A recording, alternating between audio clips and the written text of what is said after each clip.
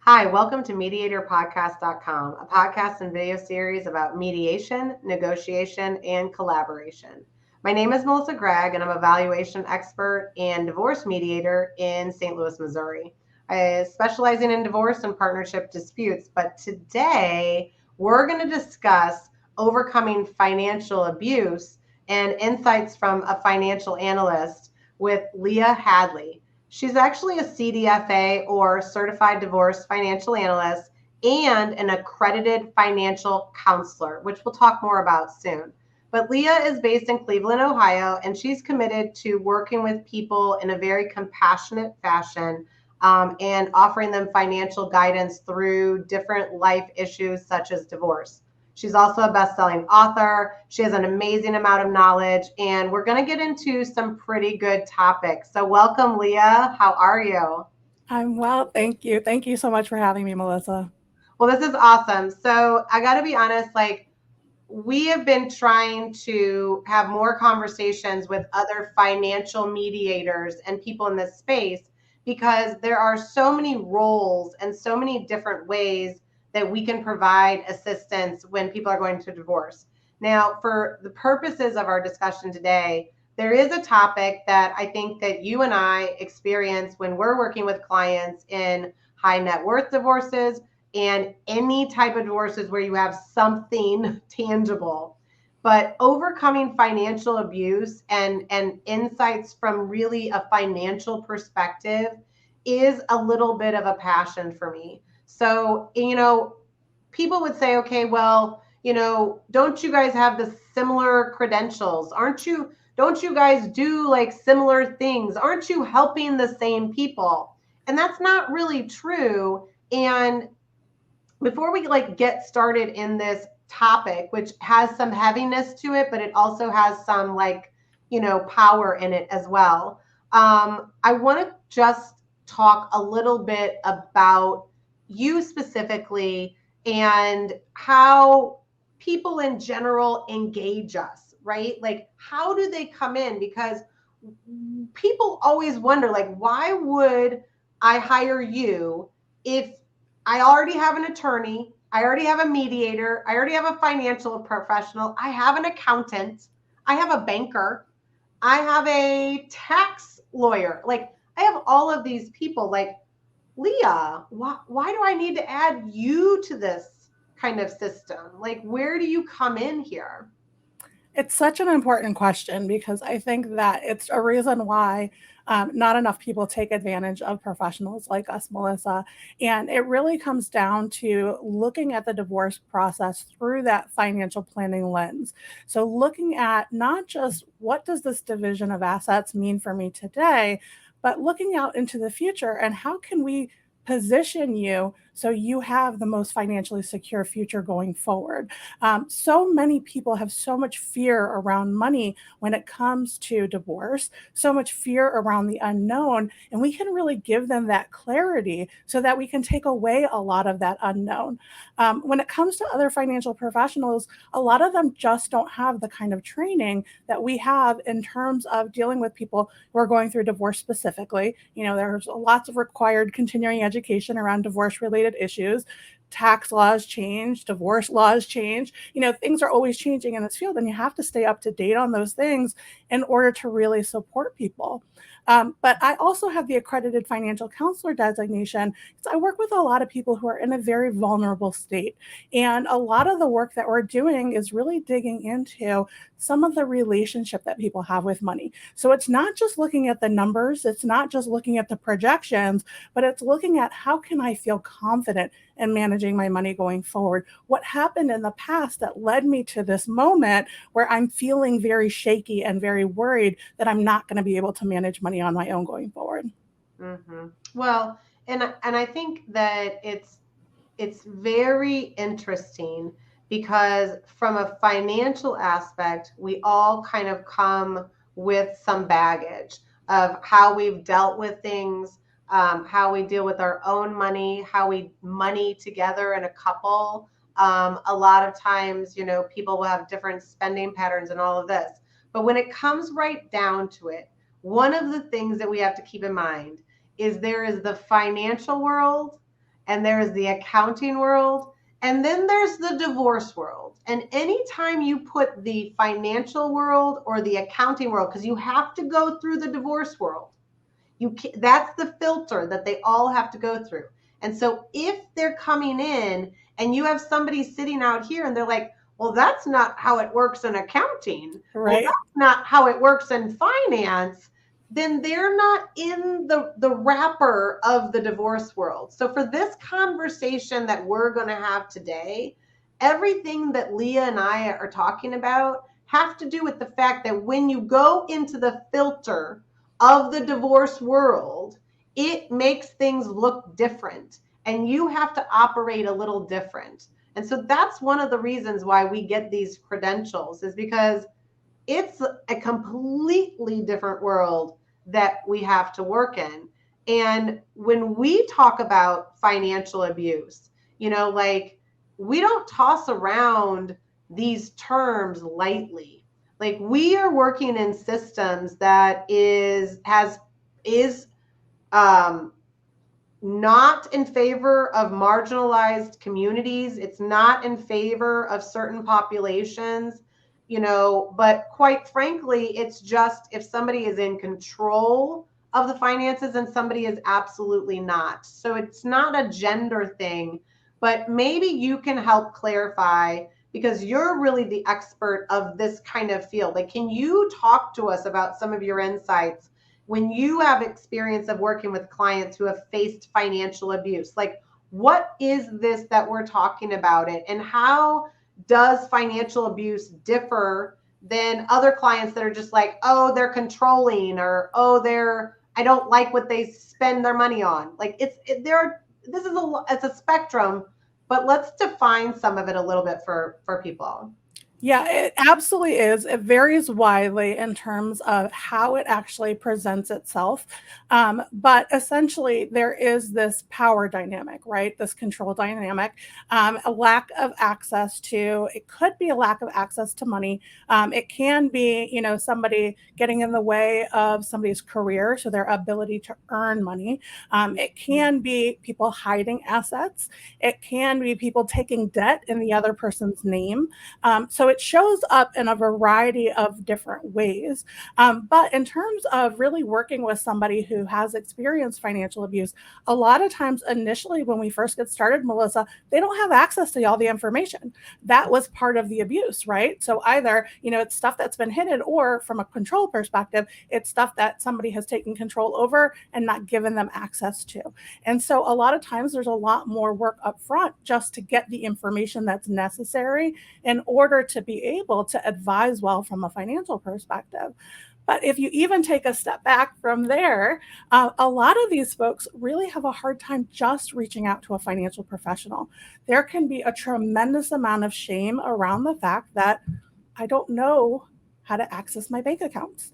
I don't know how to read my tax returns. I don't know how to read my bank statements. I don't know where our investment accounts are held. And so owning that and contacting somebody and saying, I don't know how to move forward, that can feel like a huge obstacle to getting the support that you need. And so just that step of reaching out can be really, really difficult for a lot of these folks, especially if they've heard over the years, and a lot of these folks have heard repeatedly that you're not good with money, or you don't know how to do this, or, I'm protecting you from yourself, or, whatever the case may be. They've internalized a lot of these messages. And now they're sitting here saying like, well, you know what, this person was right, because now I don't know how to do this, right? But that's not the case. I mean, the case is that this person has taken control. It's an abusive situation. We need to recognize it for what it is, and do the work in order to help educate the person who needs to be informed about their financial situation in order to be able to make good decisions about how to move forward. Yeah, and I think that if you're going to like people on your team, and or even talking to somebody, a financial advisor at the beginning, right? First of all, do they have any experience in divorce? Because somebody can absolutely give you the wrong information and not know right? Not trying to help you and not know. But also, if you go in and you start working with any of these professionals and they're like, oh my gosh, you didn't know you had $1 million? I would know if I, again, those people are probably projecting their own issues onto you. But in this space, yes, you will encounter people like that, but you should probably walk the other way, because this is a very non-judgmental, like, what I think people need to understand is it really is just a discovery process. Like, you're trying to figure out what the heck is there and then what you can do next. So the more you have people that are just like, hey, it's, it's a couple more zeros than you thought, and it's a great situation, but we need to now develop your financial kind of intelligence, maybe, and I think, we've talked to a lot of professionals lately, and I think one of the things that I really hadn't thought about is that a lot of times people who are in that position that would have the propensity to lead to financial abuse, not just be controlling and good with money, but like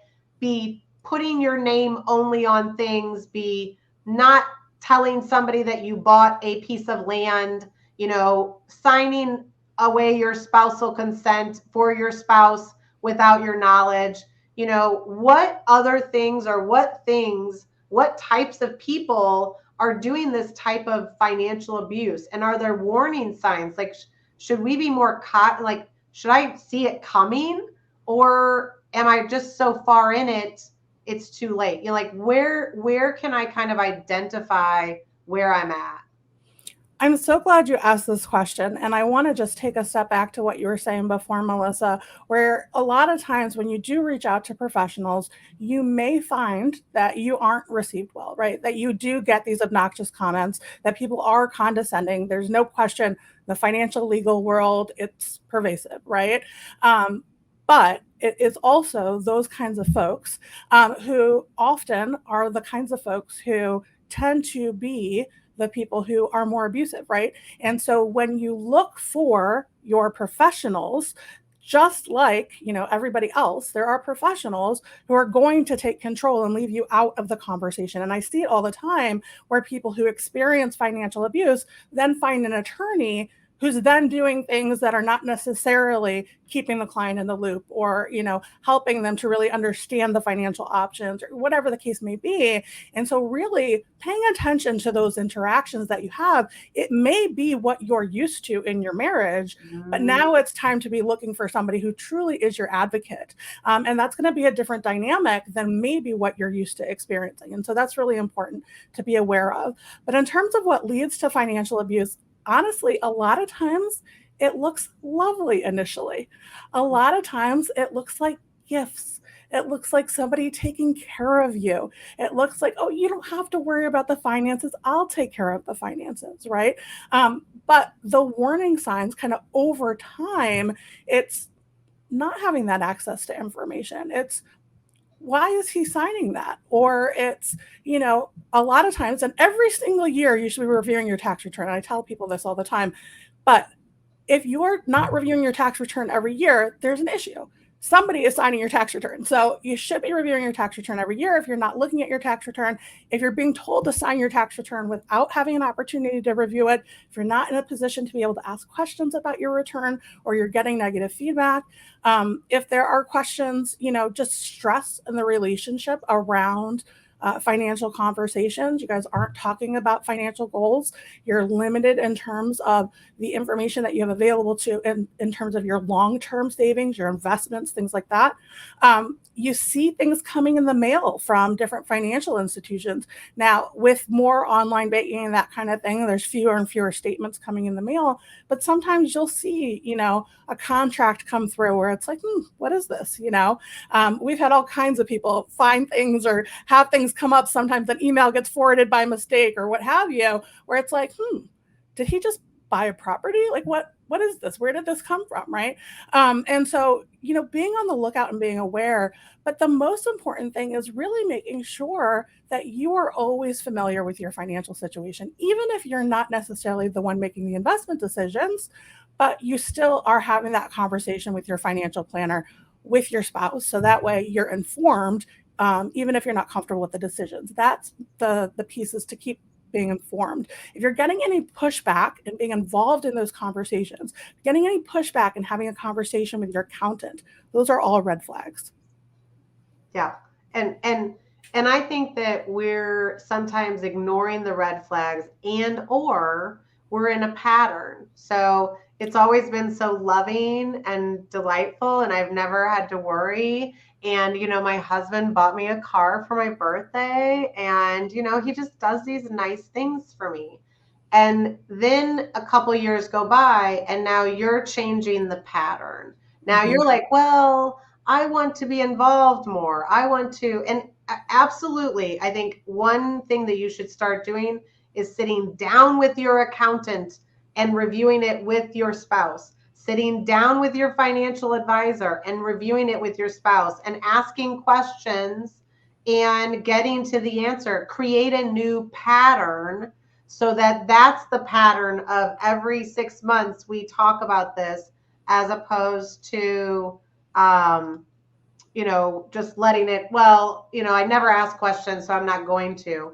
Are there other patterns, like, I think in finance, we will see, you will historically kind of deal with money, maybe how your parents dealt with money, or how, and when really the baby boomers were growing up and then created us as children, and then subsequent, you were looking at a lot of hiding, a lot of privacy about money. Don't tell people what you make. Don't tell people what you have. Don't tell something about what you paid for something.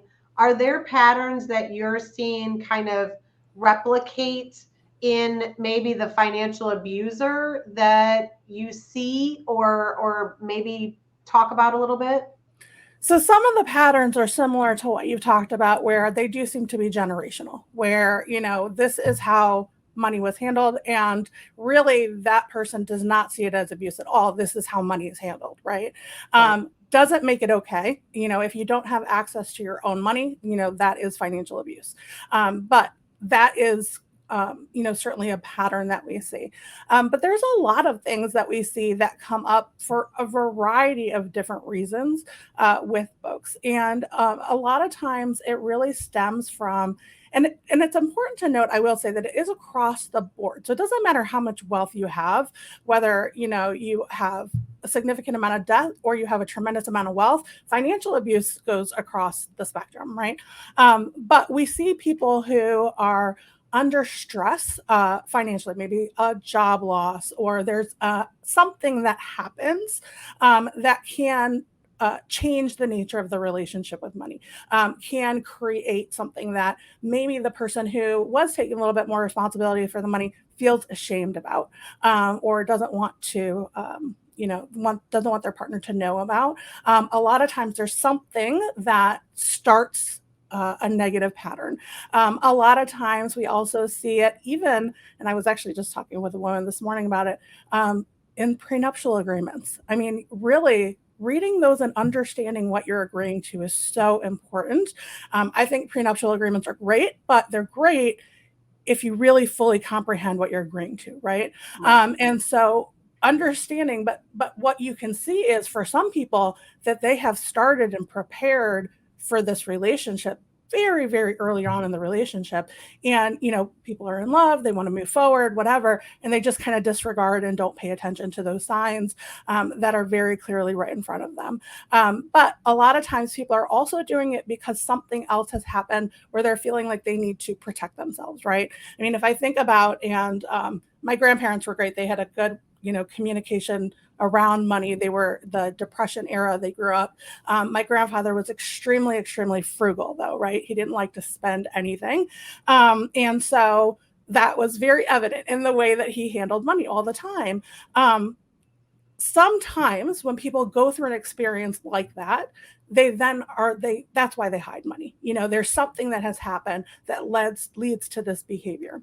Another one that's really interesting to me, Melissa, and this was just surprising to me, I guess, when I got into the profession, although I've seen it plenty now that it's not a surprise at all. There's a lot of pressure on people who have very high income to live a particular lifestyle. And so a lot of these folks are living well above their means, and they don't want their spouse to be aware of it. And so a lot of times things are hidden in terms of additional debts and things like that, because they're trying to maintain this lifestyle. So we see different patterns and, different reasons for the patterns, but it definitely exists. Yeah, and I think that you've hit on one that is a big issue. It's the keeping up with the Joneses. It's the but it's interesting because it's an internal thing. It's not a keeping up with the Joneses. It's keeping up with my spouse, right? So my spouse is used to going shopping and spending $2,000 a month in clothes, and I don't want to tell them that we really need to slow down. So I'll just go get another credit card and I'll get 2,000 and I'll pay off this credit card, but I won't tell them about it. Now, those are the not great things. The good things are, well, I'm going to make a bunch of money and I'm just going to surprise them one day, right? But they act like so you have all the difference of the spectrum. I think that that's what starts to get people almost hyper paranoid, that people are, you hide one little thing and you're in a divorce and you're going to escalate the mistrust exponentially. That's right?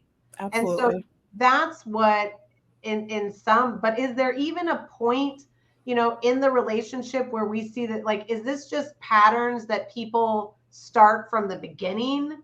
I know that maybe one area you can also talk is that there are some times where an issue, an addiction, a gambling, a something is a catalyst, but where do we normally see this pendulum swing? Well, it's something that I talk with a lot of my clients who have come out of financial abusive relationships about, because it's very easy to re-enter into a financially abusive relationship, because a lot of the women I work with have this messaging in their mind around, I'm not good with money, or I make bad decisions as it relates to money, right? And so they very quickly, when they're in a new relationship, want to give up that power and control and want to delegate it. They want to have somebody else deal with it because they feel like somebody else is going to do it better than they're able to do it themselves. And that's common. Early on, it's common for somebody to say, let me help you with this. Let me take care of this for you. And it very well can happen even before you get married. For a lot of people, they will see it again as just being taken care of. But over the years, we see it more and more control, more and more limits put on, access to information, access to funds. Yeah, and as long as the funds are still flowing in, we're fine. Now you start to enter addiction or gambling or something, and the funds are no longer there. And now it's like, well, you need to slow down your spending. And it's like, well, what changed, right? Mm-hmm. It doesn't appear that anything changed. So what changed? Well, I stopped hiding it from, like it, there is at some point, have you seen any success in people confronting that person, and or not confronting, but like, how do you have a different discussion? Because not always are people purposefully hiding information, right? like like if we call it sometimes the non-moneyed spouse. So it would be the spouse that doesn't have access to all the funds. Like, how can they start to protect themselves? How can they start to, or do you protect yourselves, or do you have conversations? Do you start to uncover it? Like, where do you go if you feel like you literally have no options? Because I'm not happy, I want to get divorced, but I don't even know where the hell the money is, right? What do I Right. do? Yeah, it really starts with increasing your own financial literacy and your own financial confidence. Even if it has nothing to do with your own financial situation, bolstering those skills can really be so valuable, especially if you do end up moving toward a divorce. But even in approaching that conversation, right? Now, I will say, and we see it in divorce cases all the time, that there's this power dynamic. When it comes to abuse, there's always a power dynamic, right? And a lot of times when somebody's going through a divorce, there's this shift, especially when somebody has lawyered up and now they have an advocate on their side. And suddenly this abuser doesn't have the same kind of power that they had within the marital home. And oh my goodness, that can create some very big outbursts and a lot of drama for a lot of people. I mean, it really can be a huge stress on a lot of people. And so approaching it, depending on the nature of your situation, be very aware that when you are impacting that power dynamic, that you want to make sure you're in a safe space to do it, that you do have that advocate, that you are, maybe you're trying to go through marriage counseling or, really opening up some conversations. But sometimes people are so far into this, Melissa, that there's not going to be a shift in this relationship around how people deal with money. Sometimes people are just kind of very set in how they handle this. We've seen it where, some people go from relationship to relationship and they do the same thing over and over again. This is how they're going to do it. And you're not necessarily going to be able to change that person or how they handle money. But you can empower yourself to be able to build your financial confidence and make sure that you are managing money well for yourself going forward. To really protect yourself, though, early on, it's continuing to have those conversations about money, even from the start, regardless of how comfortable or uncomfortable conversations are about money for you. It's again being involved with your professionals, having that sit down with your accountant, having that sit down with your financial advisor. The more you have familiarity with your own financial situation, the less somebody is able to take advantage of you, right? Running your credit report on a regular basis or monitoring your credit so that that if your credit's been run, that you get a notification, even freezing your credit in some cases if there's a serious issue, right? And so there are certainly steps that you can take. But I just always caution people, if you are in a situation, one of the first things that we ask people when they're coming out of an abusive situation, are you safe? And making sure that you are safe in these interactions. I know that the divorce process itself can be very emotional. Everybody has very emotional reactions. And doesn't always, we don't always act rationally. That's reality, right?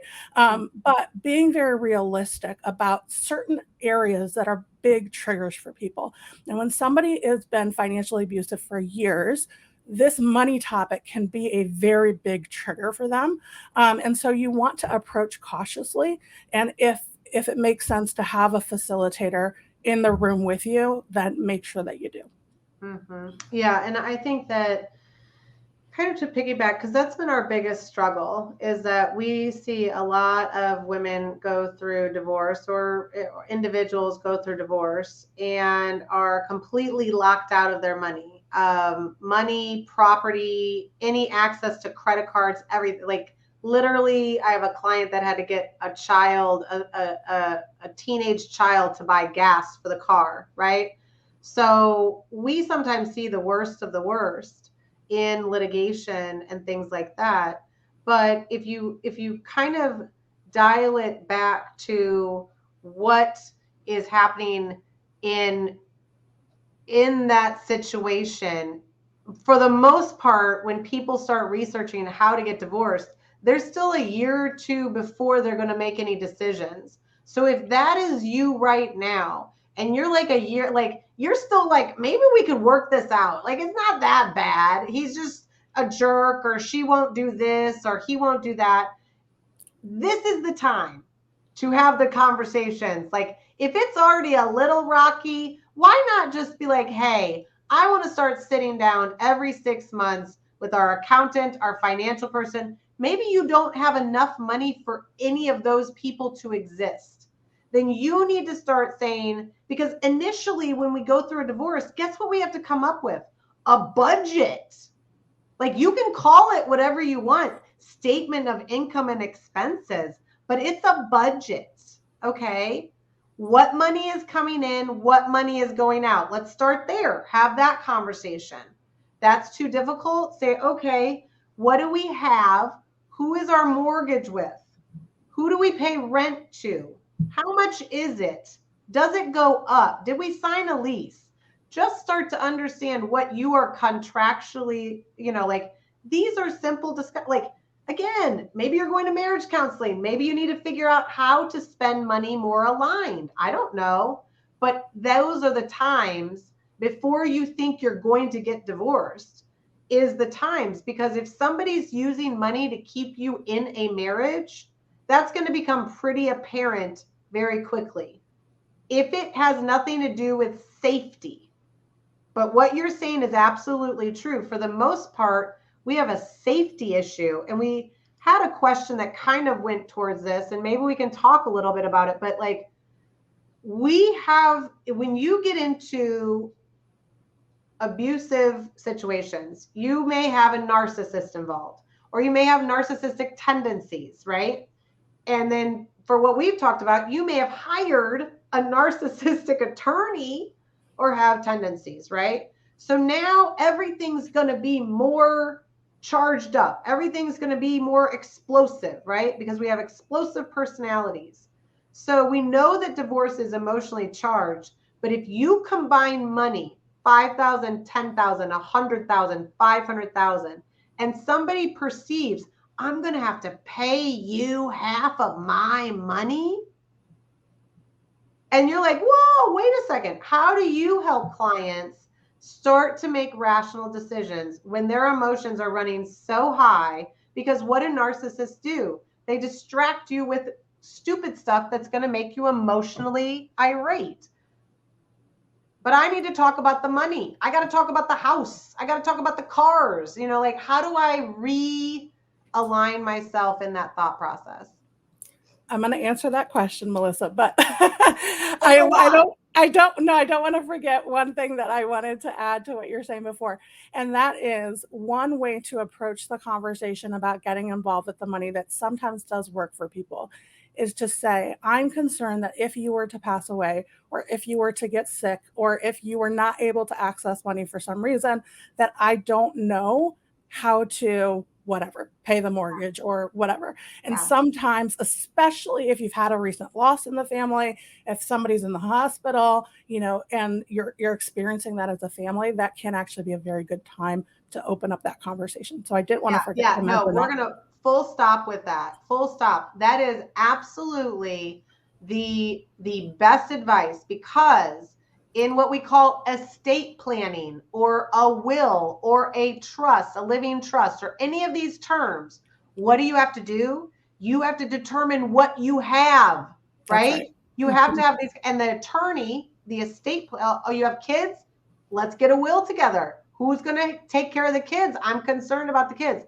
That is absolutely a brilliant strategy, but do not be confused. Like, your spouse might smell it a little bit, but it is the biggest reason, because you don't know if you're going to stay together or come apart. Most people want to stay together. That's right. And figure out a way. And this might be a way that you guys can talk about finances and talk about the estate and get some of that out. So I think that is absolutely brilliant. I'll put the question back up though.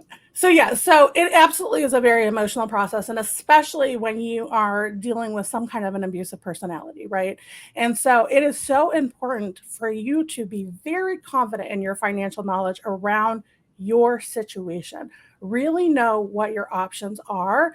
And I really, really strongly encourage people to negotiate things in silos as much as possible. Because a lot of times, especially in these abusive situations, people want to give up money in order to have more time with their children or something else child related that can put you in a precarious financial situation in a lot of these cases. And so really looking at that parenting plan very separately from that financial division and the spousal support or the alimony, depending on where you live, but really looking at that separately and not kind of horse trading as it relates to those specific kinds of issues. But really understanding your financial situation and having an open mind to what the resolution looks like. And here's what I mean by that, Melissa.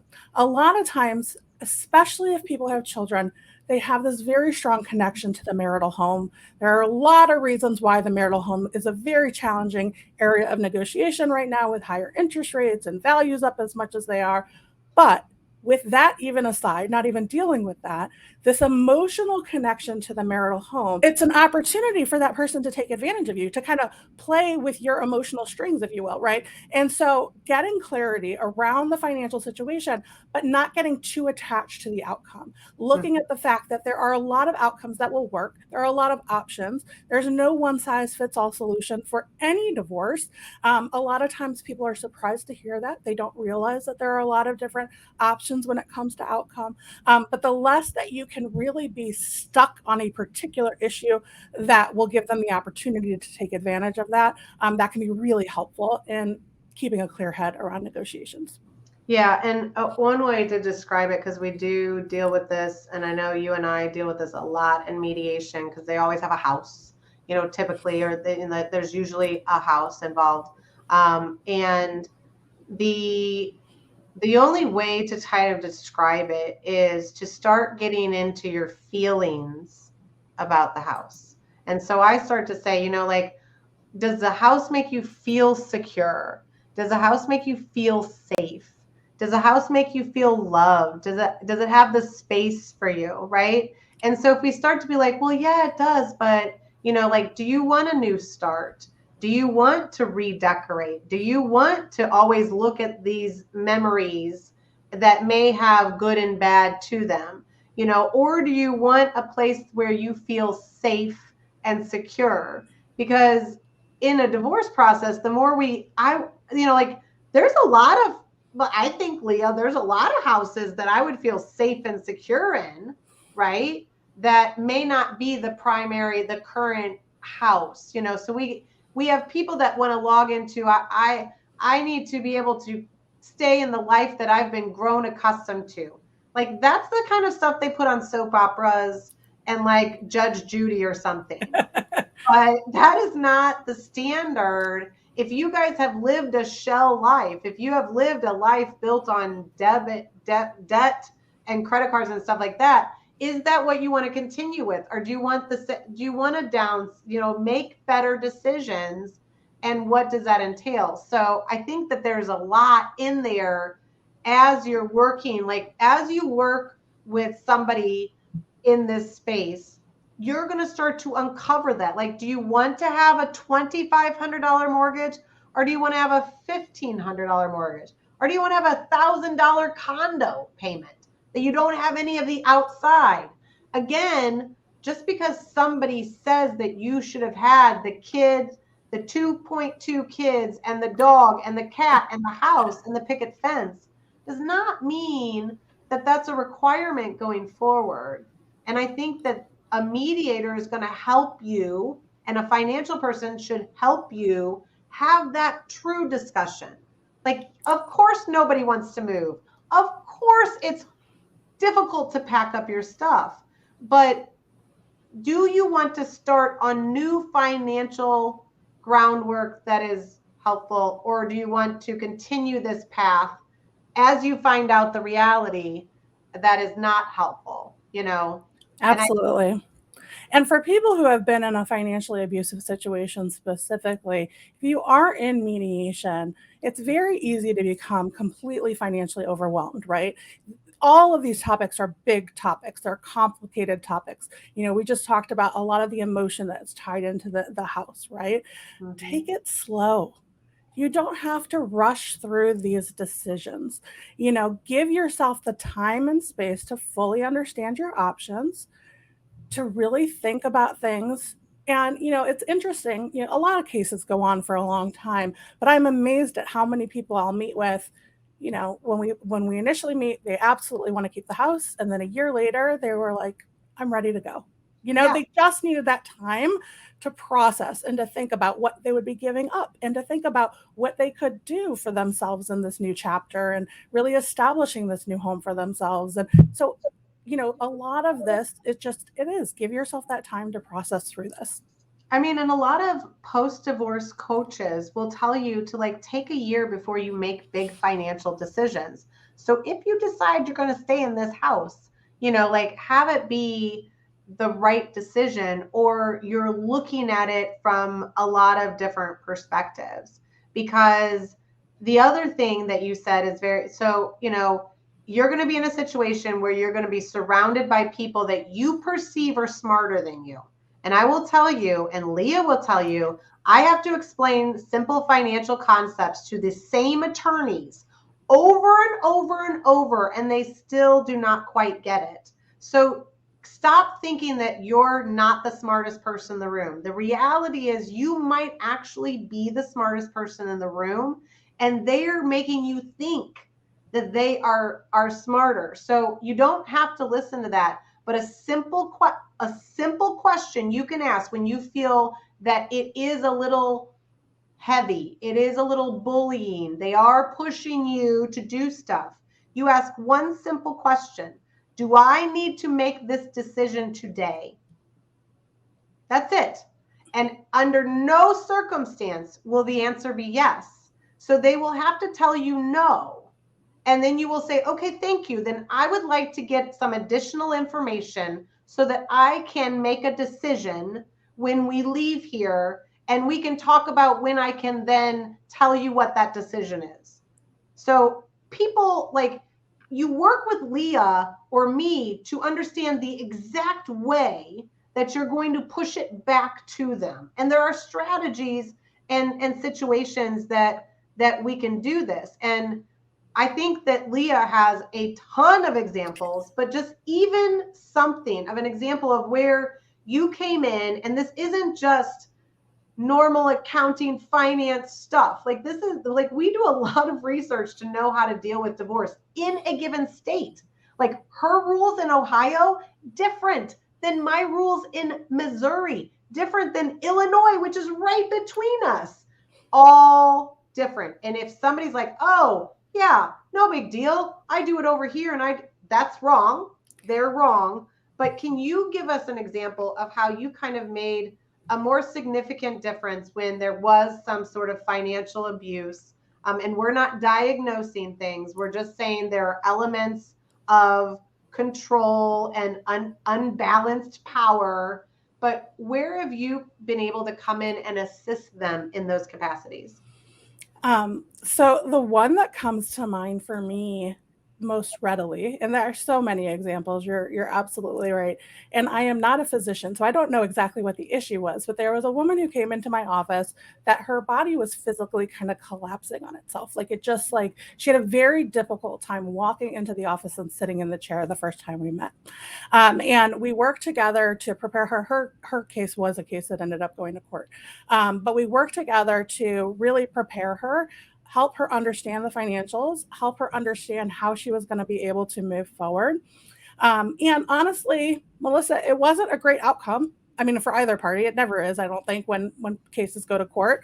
But it was such an empowering experience for her that physically, I saw a physical difference for her, Melissa, when she came into my office after her case was over and we were looking at her projections going forward and figuring out how are you going to kind of, make this all work.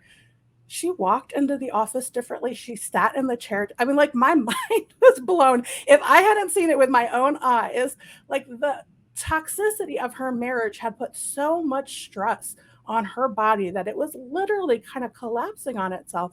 To me, it was mind blowing. So it really, when you're under the stress of these situations, it's so hard. It's so hard emotionally. Obviously, it's hard financially, but it can really take its toll on your body physically. And so getting out of that situation, it may feel like a huge obstacle. It's not going to be easy. I mean, I'm not going to sugarcoat it, but the reality is that on the other side, it can be this beautiful next chapter that you create for yourself. Yeah. And I think I've seen a lot, a lot of times the client will even say like, I'm not the same person that you met That's when right. we started. And it is a process. And, I think that there are stumbling blocks that you can avoid if you work with somebody. They're not going to be able to cushion the landing in all capacities, but even just being aware that, like, it's sort of like you're going to go climb Mount Kilimanjaro. And you're like, do you know how to do that? And you're like, I don't. But I know somebody who knows somebody who's done it, and they said it was really hard. So like, I better get a guide. I better get somebody that maybe will help me, maybe not die. Like, that's a pretty extreme situation. But in this capacity, this is your life. These are your things. This is your, taking an entire combined scenario and parceling them off to two. Everybody's going to have their opinions and judgments about how and why and where you're going to do it. You have to develop a team that supports you in those different capacities. We are sometimes multiple peoples, and sometimes we are like, hey, you might need to try some other traditional therapy as well as this. But even beyond some of the divorce proceedings, you know, are you helping clients kind of get prepared for success post divorce? Because I see a lot of people coming out and maybe they do have some money that they didn't know about. Maybe they do want to do something different in their life. Maybe they want to start a business. Maybe they want to invest in property and rent out property. Like, are you seeing that once they get an idea of what they could do, like, they're continuing to work with you, or where do they go after divorce?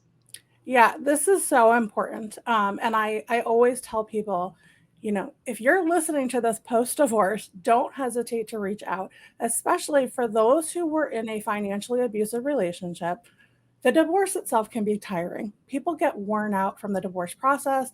And when they're done, a lot of them don't want to follow through on the host of things that need to be followed through on. Paperwork alone, for somebody who's been in a financially abusive situation, the paperwork to get accounts retitled into your name, to transfer assets, to, open new accounts, close accounts, all of that can feel very overwhelming. We will sit down with you. We will walk through it, whether it's in person or online. We will walk through all of those steps with you. So that way you don't have to go it alone. And even we just did one that was final in 2015. If we need to do the analysis to figure out, what you're owed from 2015, we can do that too. But ideally, you're reaching out as soon as possible. If we haven't started working together during the divorce, as soon as possible after the divorce, because so many women, Melissa, in particular, wait for years because they just don't know what that next step is. And then, the retirement assets haven't been moved into their name, or, there's so many loose ends that need to be tied up. And I understand where it comes from, but those things do need to be taken care of. It's really, really important. The other things we look at are, of course, what's the current living situation now? How much do you have to spend? Do you need to increase your income? Can we connect you with a career coach if that's going to be helpful for you? If you're looking to start a business or grow a business, we'll find a resource for you, helping you to get the resources that you need. If your husband always used your accountant or your wife always used the accountant and you would like a new accountant, we help you find a new accountant that works well with you. Making sure that you feel financially confident moving forward. You have that foundation, you have the professionals in place that you need. And most importantly, you have your assets titled in your name, because again, so many people just leave that stuff hanging out there, and it's so important to get that taken care of as soon as possible. Yeah, and to just kind of re-enunciate that, at the end of the divorce, like, if I'm coming in as an expert, I'm like, okay, I testify. I'm like, see you later. And the attorneys will be like, see you later. Yes, there's some additional, things legally that we have to do after, and I won't belabor but then it's like, okay, you have to make sure you get your spouse's name off of your car title. You have to make sure, are you keeping the mortgage, or do you have to refinance? You have to make sure, like, all of your bank accounts now don't have, like, are you changing your name or not? Is that a factor, right? We have a lot of hybrid names now so that both parties took two names. Okay, now that means that both of you have something to do afterwards. And so a lot of times the parties that were there for you in the divorce are not there afterwards. So finding somebody that is that person, like in our space, usually we're like, Leah, there you go. You know, like we're hoping that Aaliyah is involved so that they can do all of the catch work. And then we come in for the valuation or we come in for the pension, you know, like we do like the little things. But you need somebody that's keeping track of this, because what they're going to assume after your divorce is that you are keeping track of this and you know all of the things that you have to go do now on a certain time period in a certain way, that it does take labor. Like it will take work. It will be a job a little bit for you, right? I mean, it's not, you know, I don't get involved with that a lot. So. Yeah, some of these, I mean, with the paperwork with some of these insurance companies, with the annuities or the insurance policies, sometimes we have to submit paperwork 2 or 3 times. You know, it really is, it is a chore, but it is one that is absolutely critical that it gets taken care of, and we're here to support you to do it. Yeah, and I know we have talked about so many good things, so we're gonna like right now they're probably like, oh my gosh, now you guys made me concerned about after my divorce and I don't even know if I want to get divorced. But again, because of the things that we talk about financially, there are decisions that you can make way earlier that we're seeing. If you're not considering them earlier, like we know that there's going to be other kind of icky issues as we go. And that's all we're saying is like, it's not guaranteed, but the smarter you are, the more you kind of have a grasp on the reality of your financial situation and talk to somebody who can help you understand, can you live going forward? And most financial people or you know, advisors and things have that knowledge. You just have to ask them, do you have the divorce piece?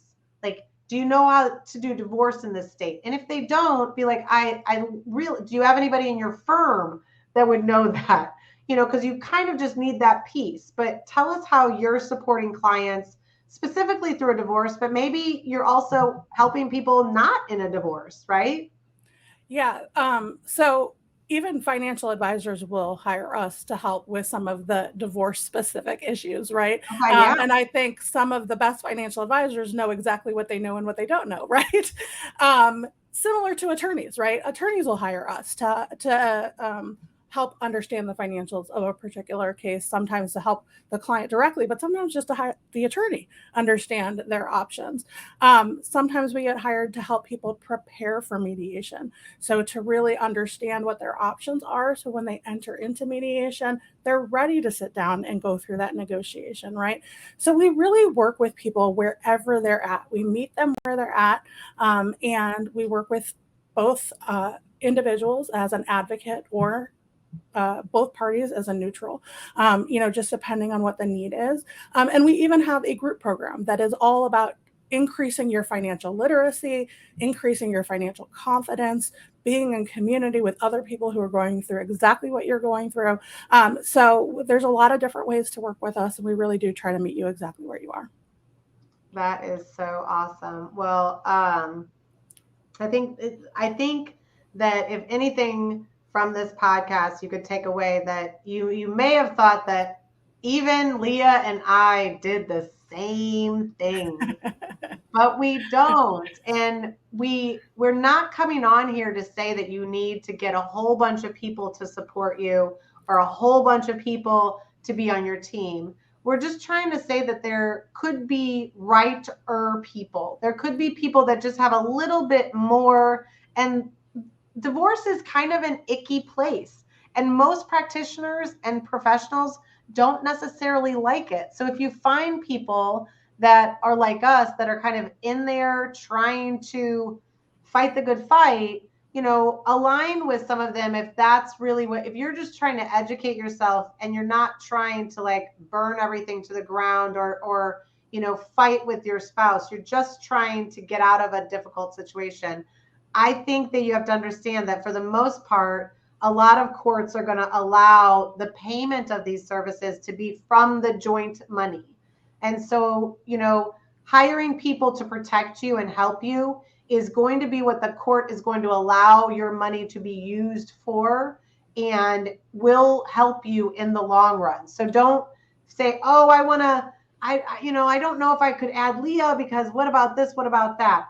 All of us will normally sit down with you and talk to you for, a half an hour, 60 minutes. Is this a right fit? Reach out to people that you connect with. So that's why we've given you a lot of information about Leah. Directly connect with her. She doesn't do the same things. She is more comprehensive than we're more specific in different realms. So find the people that, and if trauma and financial abuse don't resonate with you, absolutely perfect. Leah does a lot of things just to keep everybody moving down the pipeline in the fashion that they should. So if she's in your area, I would reach out to her. So I really appreciate, Leah, all the information. You absolutely, you do know a lot about this trauma stuff. I might want to stay away from some of that. But thank you. We really appreciate your assistance in this. So. Thank you, Melissa. It's been my pleasure. And I think we have other topics that we can certainly talk about. We didn't really get into that narcissism topic, which people like, but maybe in the future, right? Maybe that sounds good. All right. Thanks, Leah.